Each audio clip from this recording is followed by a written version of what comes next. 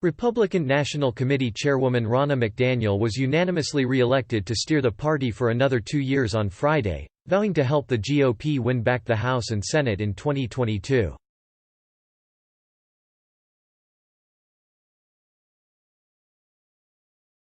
In a speech at the party meeting in Florida, McDaniel admitted she was mad about the bruising loss of the Senate after Democrats triumphed in 2 crucial Georgia runoffs, and admitted the party faces an uphill battle.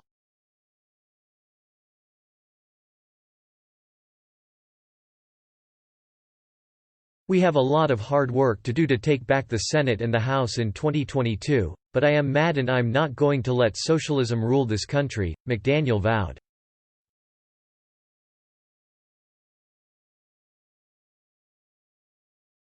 "I'm going to work with every single one of you to make sure we squash it and we take back the House and take back the Senate," she said.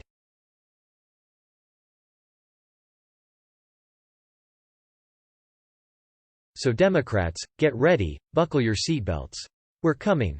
The former Michigan GOP chair, an ardent ally of President Trump, also made no mention of the commander-in-chief's loss beyond losing critical elections, according to an account from New York Times reporter Jonathan Martin.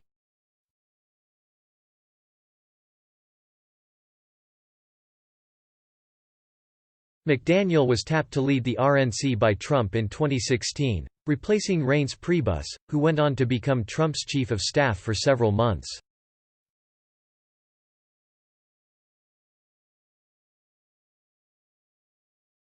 She disavowed the deadly storming of Congress, telling the audience, "The violence does not represent acts of patriotism, but an attack on our country and its founding principles."